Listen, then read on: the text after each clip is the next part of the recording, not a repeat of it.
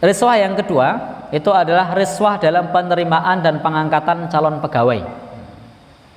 Alhamdulillah, mudah-mudahan di negeri kita tidak ada suap dalam penerimaan dan pengangkatan calon pegawai. Karena saya secara pribadi belum pernah melihat ada orang yang menyuap calon pegawai. Mudah-mudahan tidak ada. Kalau misalnya ada, saya tidak pernah lihat ya. Saya tidak pernah lihat. Jadi saya sampaikan, saya tidak pernah lihat. Kalau ada, maka mudah-mudahan itu sudah berlalu. Untuk kedepannya tidak ada. Baik, karena kita tidak boleh menuduh tanpa bukti. Nah, kalau saya tidak lihat, saya bilang ada, saya tidak tahu. Jadi mudah-mudahan tidak ada.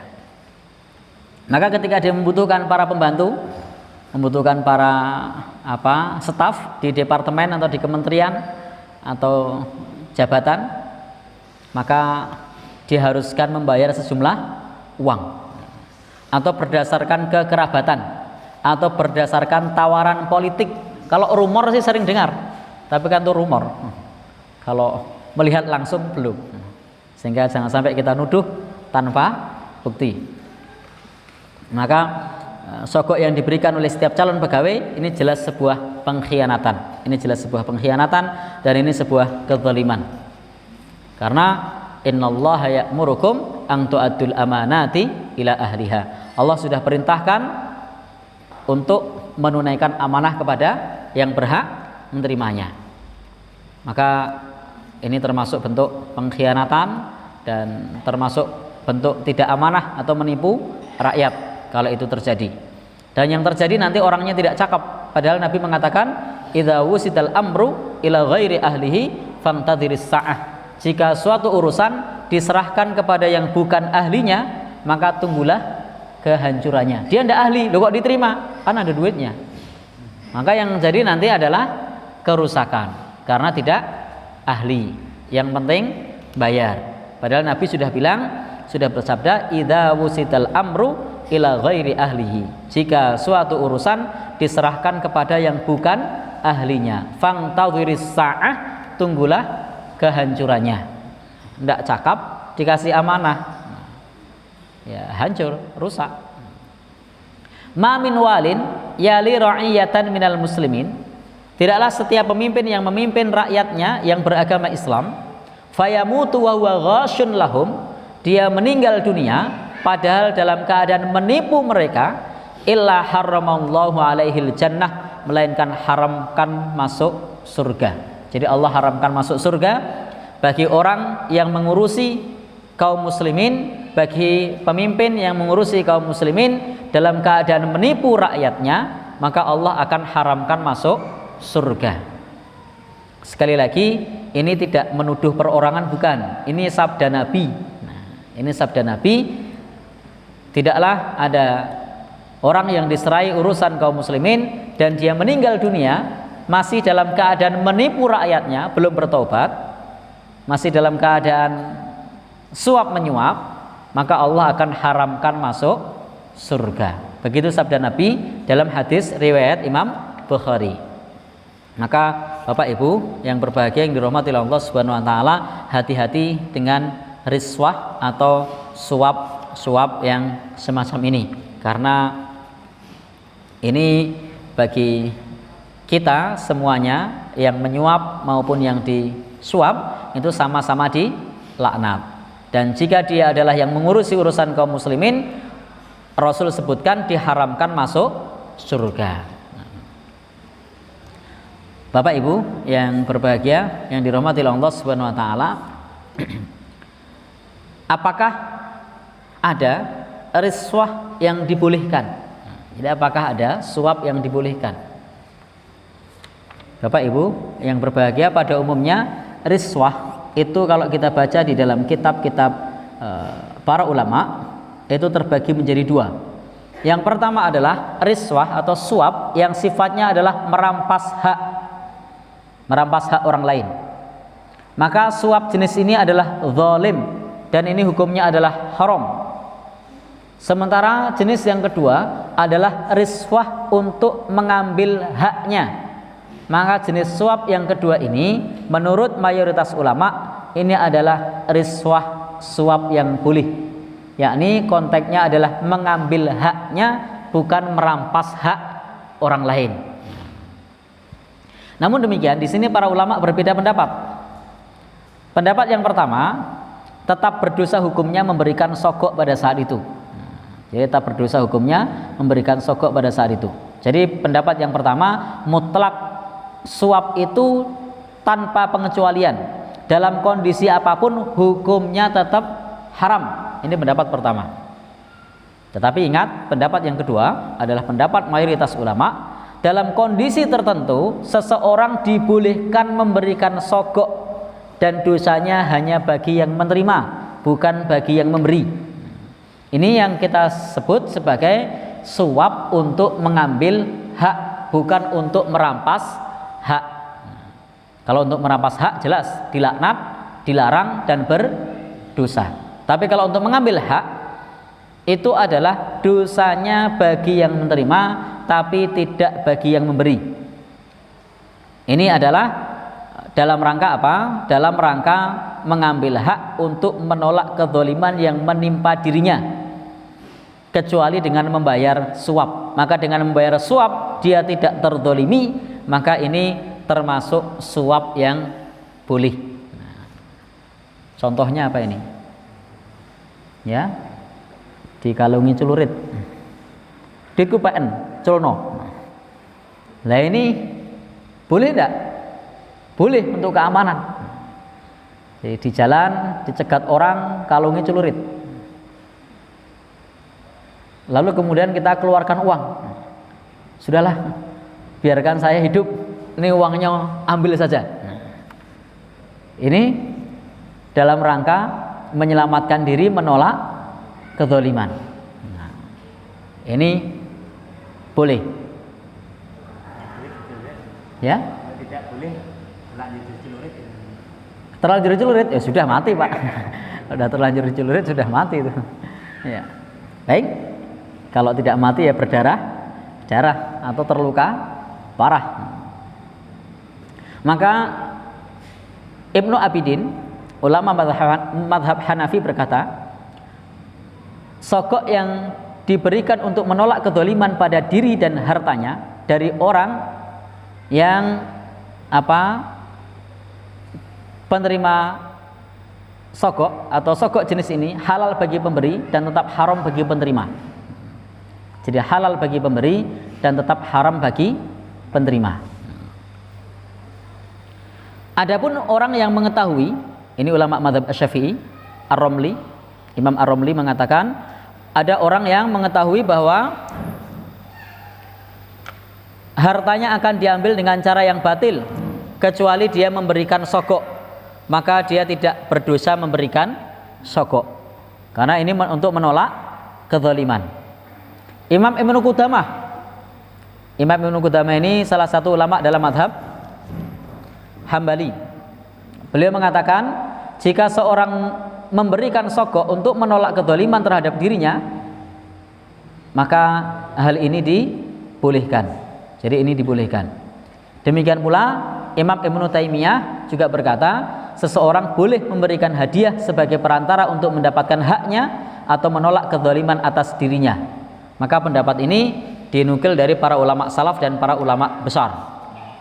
Jadi untuk menolak kezaliman, tadi rumahnya mau dibakar sama orang, lalu kemudian kita kasih uang sehingga rumahnya tidak jadi dibakar, boleh, tidak apa-apa.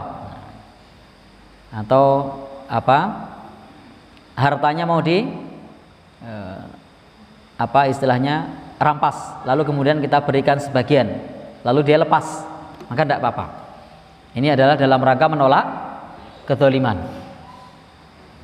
Bapak dan saudara yang berbahagia yang dirahmati Allah Subhanahu wa taala, termasuk di sana adalah untuk mengambil hak. Untuk mengambil hak di sini diperbolehkan. Sebagai contoh seperti ini, ada orang sudah mengikuti ujian untuk diterima menjadi pegawai tertentu.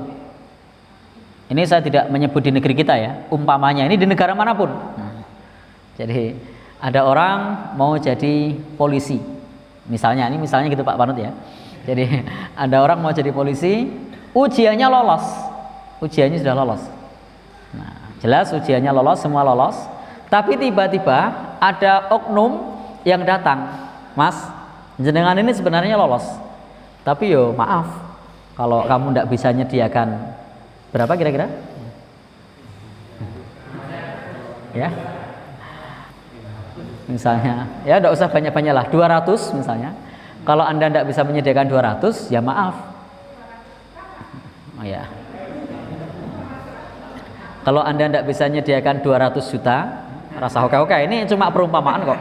Prakteknya aku ngerti, ono tenan ora ngerti. Ini saya bukan politisi, saya bukan birokrat, saya tidak tahu prakteknya ada atau tidak. Nek krungu kerep ning mbuh tenan apa ora ngerti. Sehingga saya tidak menuduh.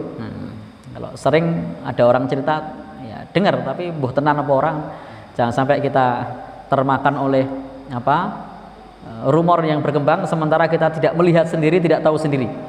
Jadi kalau misalnya begitu betul, ini Anda nanti harus bayar 200 juta atau 500 juta. Nanti Anda saya loloskan. Lupa kan kula pun lulus, ya karemu.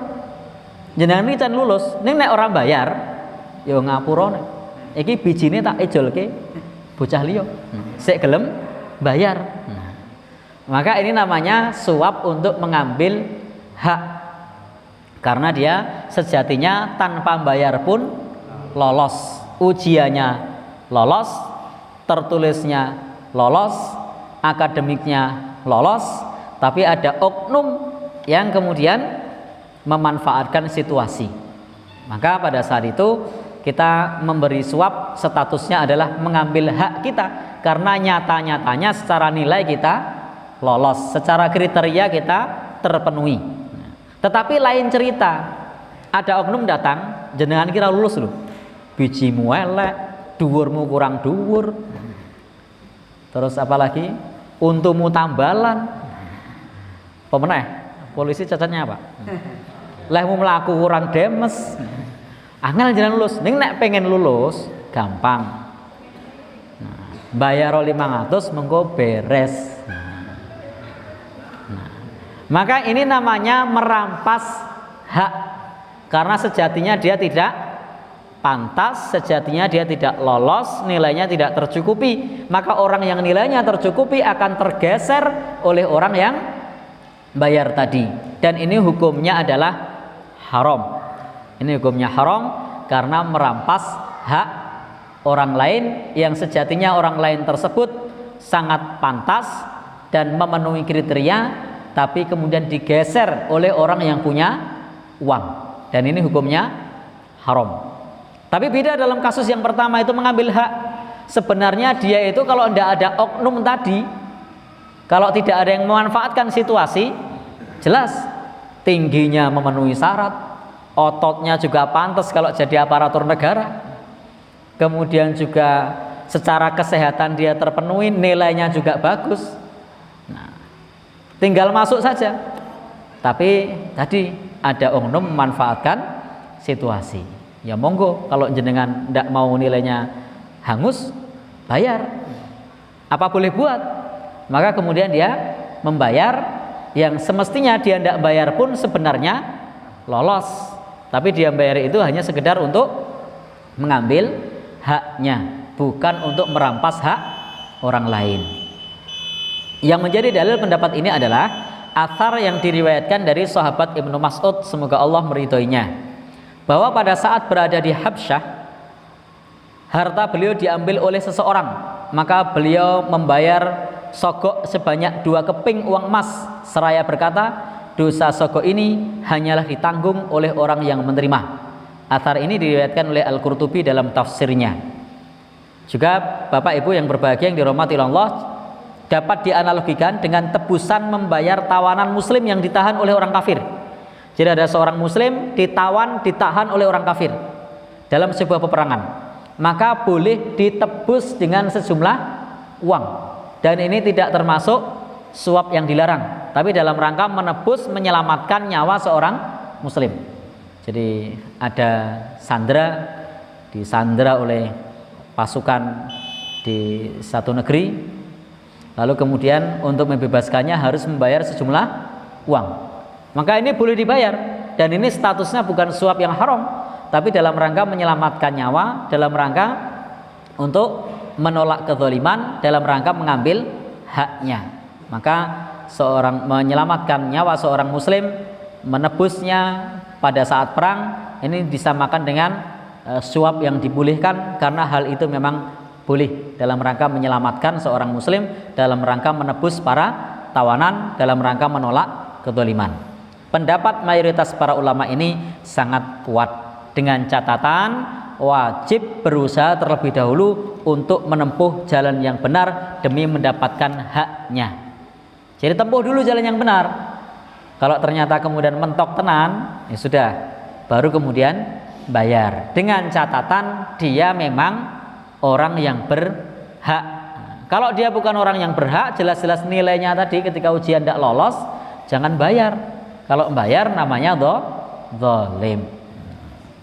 Bapak Ibu yang berbahagia, demikian topik pembahasan kita pada kesempatan ini, bahwa Islam mengharamkan praktek suap, termasuk kalau pemilu itu jangan mau disuap untuk memilih kandidat atau calon tertentu, baik legislatif atau juga kepala daerah atau juga presiden.